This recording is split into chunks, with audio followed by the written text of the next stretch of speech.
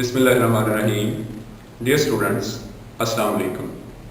This is Saadat Ali, SS Physics at DPS and Inter-College Sahiwal.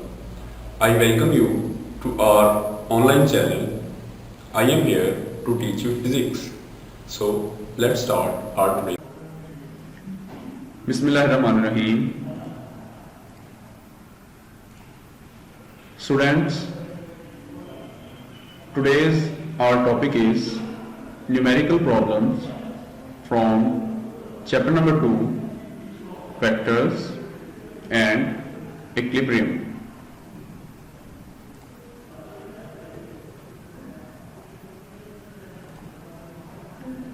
Before starting our today's topic, we need to understand some formulae that we have read in the chapter. They will help us in solving these numericals. So, for this purpose, we recall some previous knowledge. First of all, coming on to the distance formula, we know that the formula of speed is V is equal to S over T. Here V represents speed, S represents distance covered, and T represents the time. Now we can obtain distance formula from the above equation by rearranging S is equal to V into T. Now coming on to our next formula, that is acceleration. We know that acceleration is defined as rate of change of velocity. So acceleration is given as A is equal to Vf minus Vi over T. Here in this formula, A represents acceleration, Vf represents final velocity, Vi represents initial velocity, and T represents the time taken. Now students, coming on to our next formulae, that are the equations of motion. We know that there are three equations of motion. First equation of motion, Vf is equal to Vi plus At. Here Vf represents final velocity, Vi represents initial velocity, A represents acceleration, and T represents the time. With the help of first equation of motion, we can find final velocity, initial velocity, or acceleration of the object.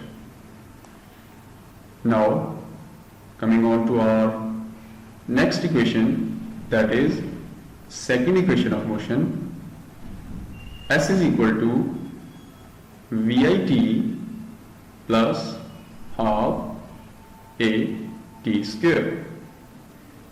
In this equation, S represents the distance traveled, Vi represents the initial velocity, T represents time, half, that is 1 by 2, is constant, A represents the acceleration, and again T represents the time.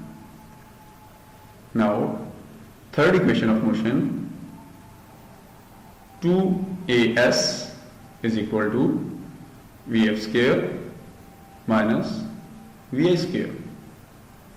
Here 2 is constant, A is acceleration, S represents the distance travelled, and again Vf represents the final velocity and Vi represents the initial velocity.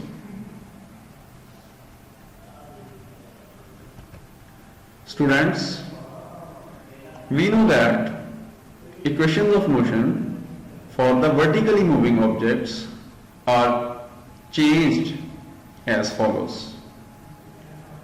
We can say that when an object is moving under the action of gravity, which means when an object is moving vertically upwards or vertically downwards, the equations of motion are changed by some factors. So let's see how these equations are changed for the vertically moving objects. First equation of motion,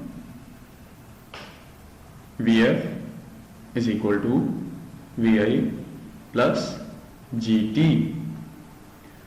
Here we can see that as we saw the first equation of motion in the previous section, it was Vf is equal to Vi plus At.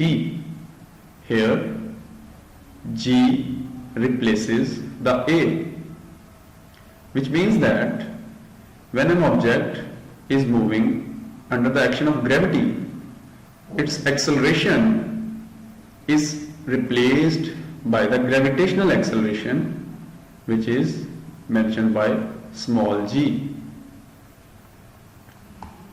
Coming on to second equation of motion, H is equal to Vi t plus half g t square. As we saw in the previous section, it was S is equal to Vit plus half At square. Here H is replacing S. S was the linear horizontal distance, but when the object is moving vertically upwards or downwards, the distance is replaced by H. Vi represents the initial velocity, T represents the time, half is constant, G is the gravitational acceleration, and T again is time. Now coming on to third equation of motion, that is 2gh is equal to Vf square minus Vi square.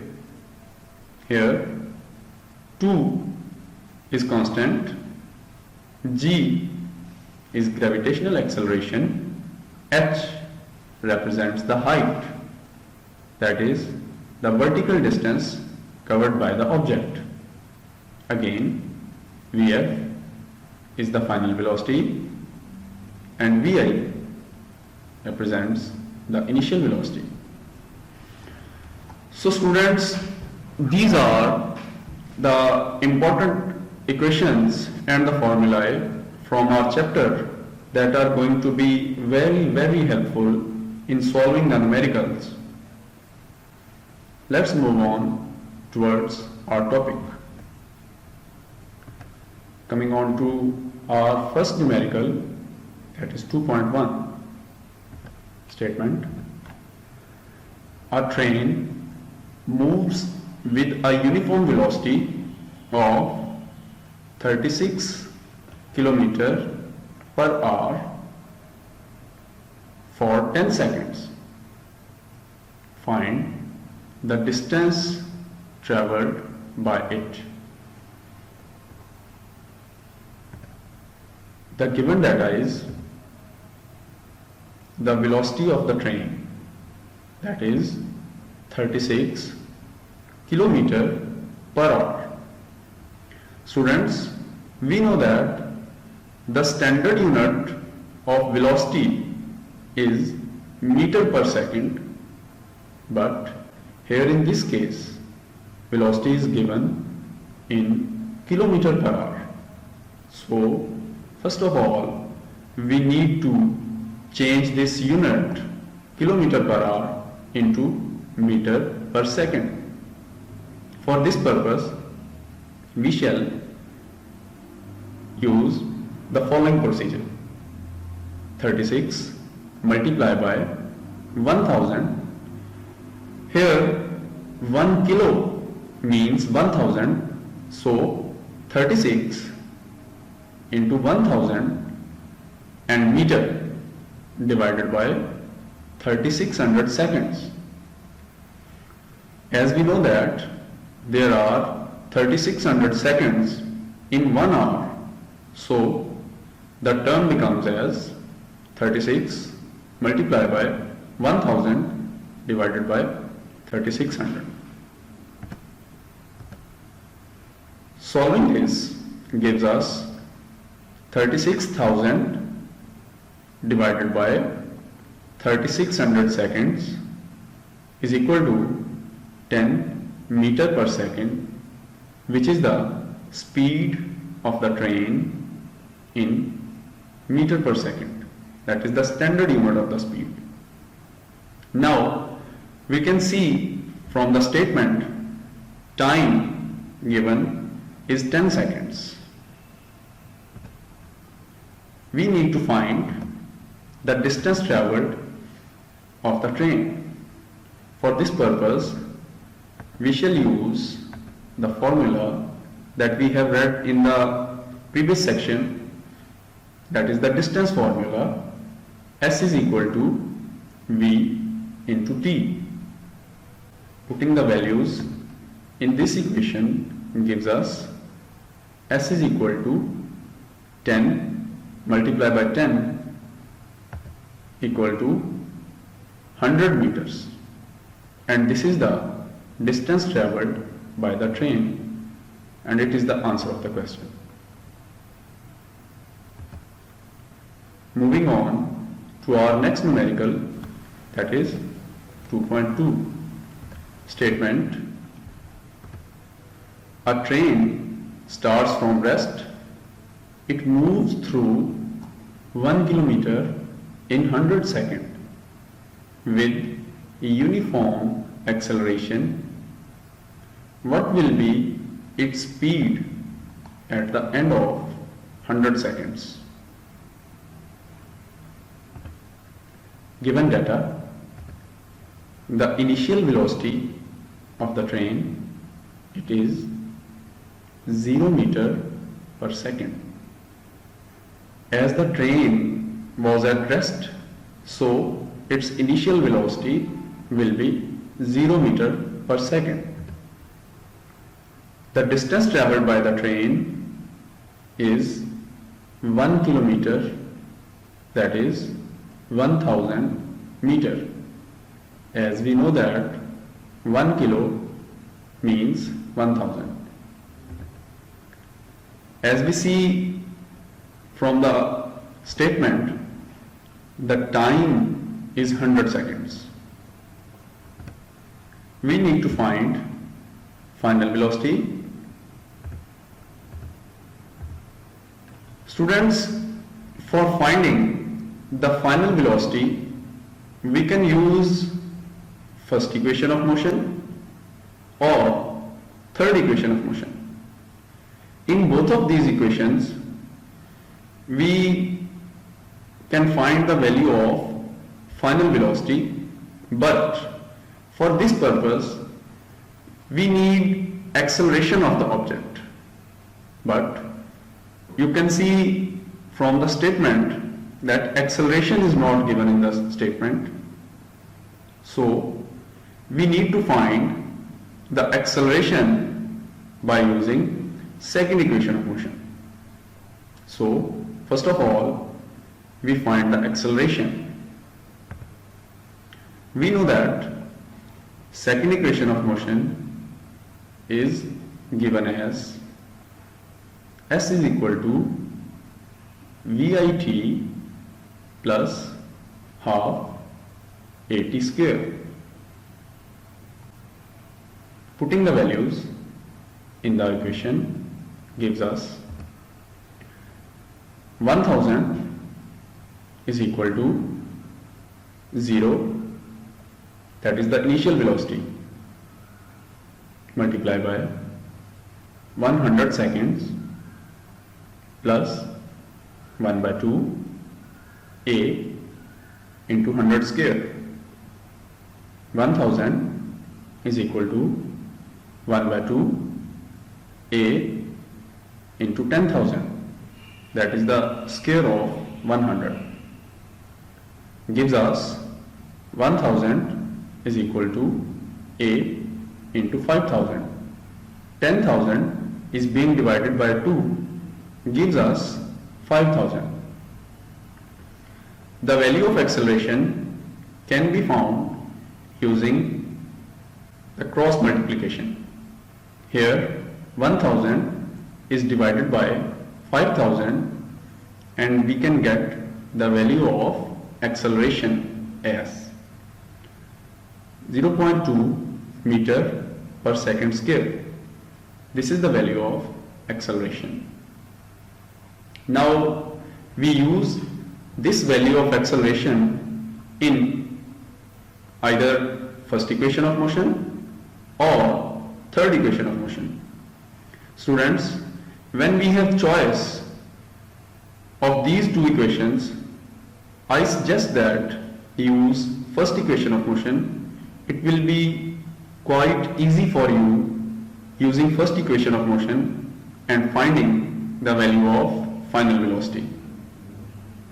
So we can find the final velocity by using first equation of motion. Vf is equal to Vi plus At. Putting the values in this equation. Vf is equal to 0 plus 0.2 multiplied by 100 gives us the value as 20 meter per second. So the speed of the train is 20 meter per second, which is the answer of this question.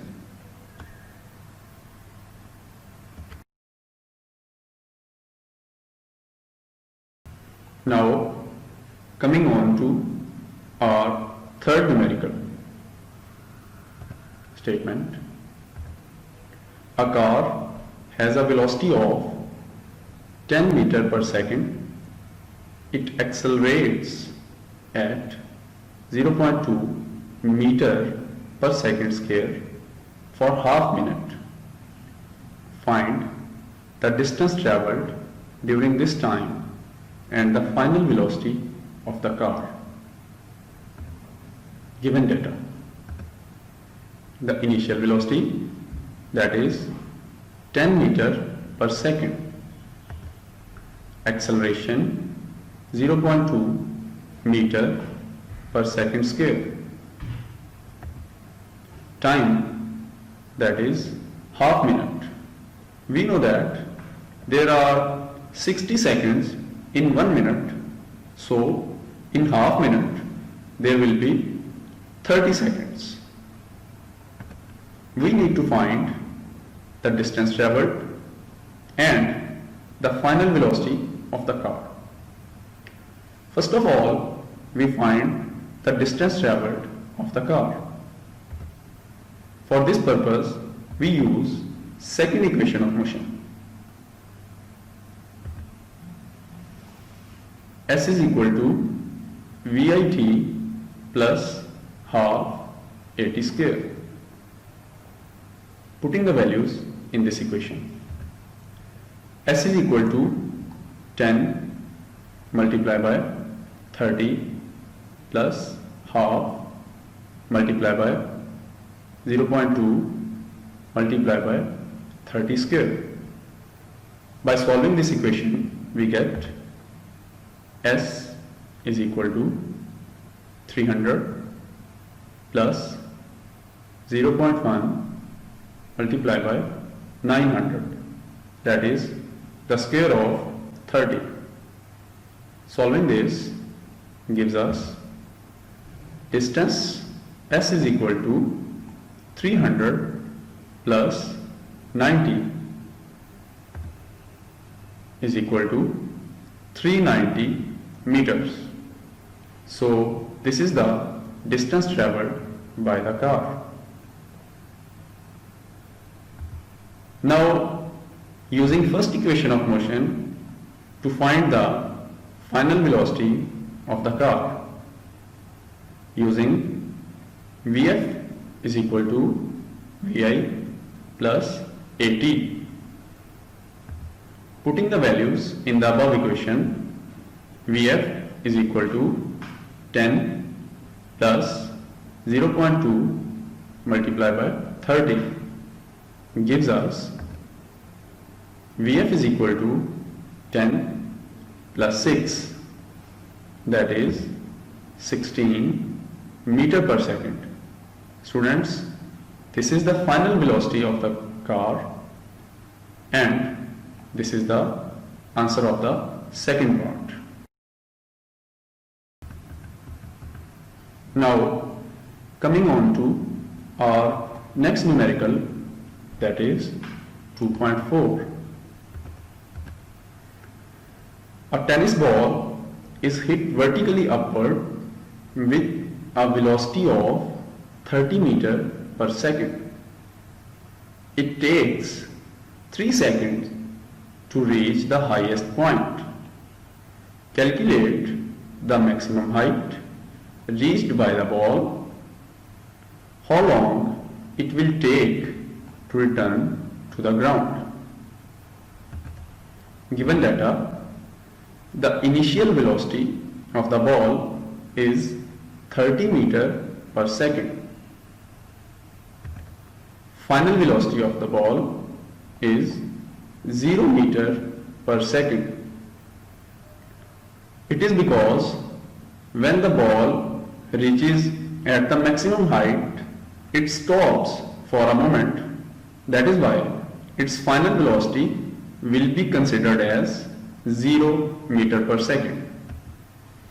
Its acceleration will be the gravitational acceleration, that is g is equal to minus 10 meter per second square. Negative sign shows that the object is moving vertically upwards. G has positive value for an object which is moving vertically downwards. Time taken to reach the maximum height is equal to 3 seconds. We need to find the total distance travelled by the ball, that is height of the ball, and the time taken to return to the ground. First of all, we need to find the distance travelled, that is the height that is gained by the ball. For this purpose, we use second equation of motion. H is equal to VIT plus half GT square. Putting the values in this equation, we get H is equal to 30 multiplied by 3 plus half minus 10 multiplied by 3 square. Solving this equation gives us 90 minus 5 multiplied by 9. Minus 10 is divided by 2 gives us minus 5, and 3 square gives us 9. Solving this equation gives us H is equal to 90 minus 45 gives us 45 meters. So this is the total height that is gained by the ball. Now, for the second part, we need to find the time taken by the ball to reach to the ground. Students, since the ball takes 3 seconds to reach to the maximum height, it will take the same time to return to the ground from the maximum height. Thus, total time taken by the ball will be equal to 3 seconds plus 3 seconds comes out to be 6 seconds. And that is the answer.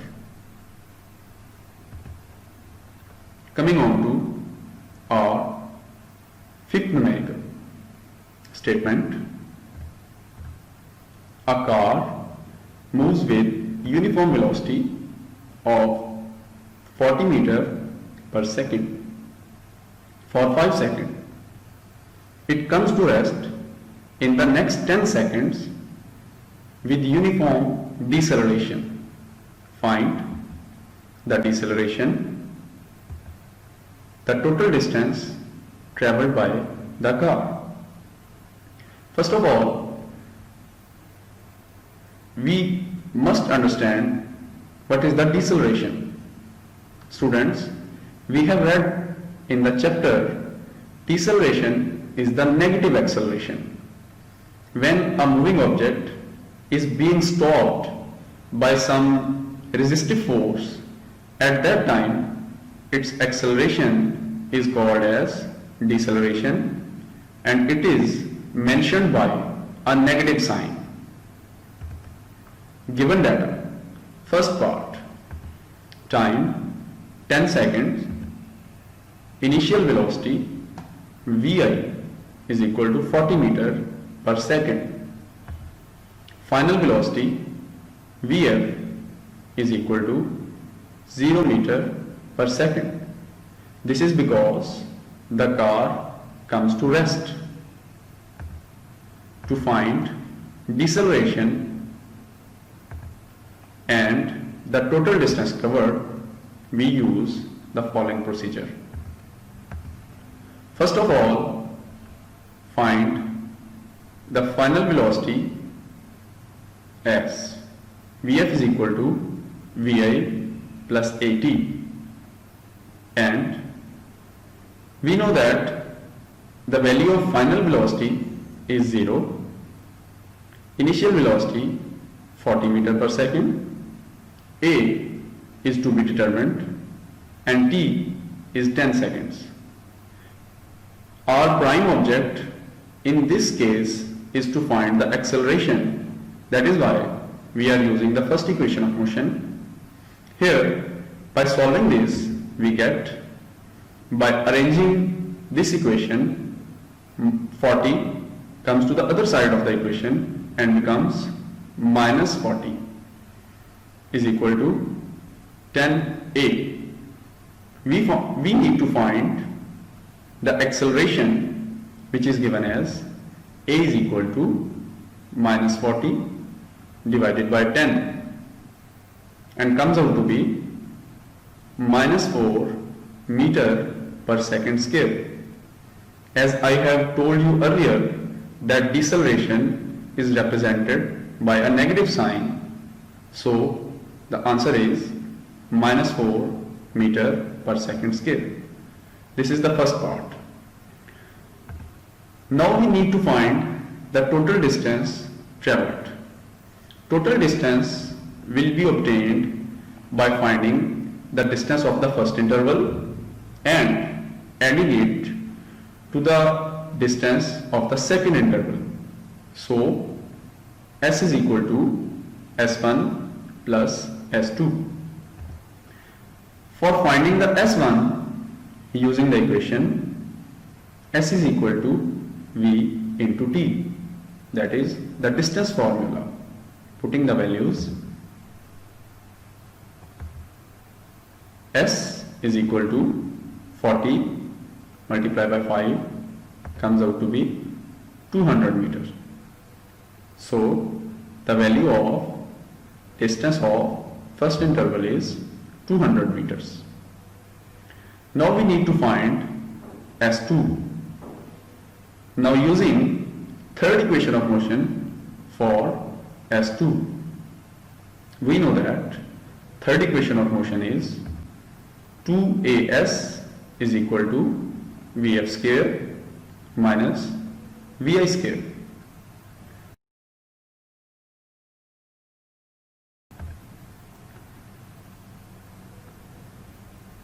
By rearranging this equation, we get S is equal to Vf square minus Vi square over 2a.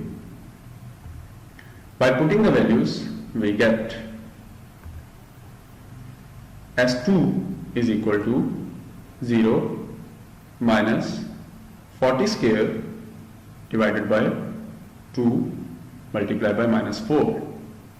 By solving this, we get S2 is equal to minus 1600 divided by 8.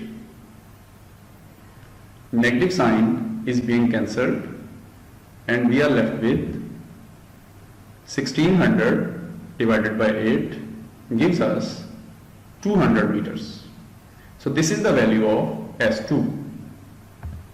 Thus, the total distance travelled is obtained by adding S1 and S2.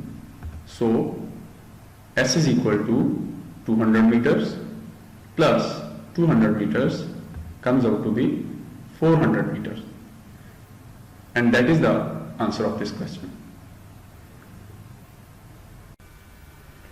So students, today we have learnt first 5 numericals of this chapter, and I hope this video will be quite helpful for you.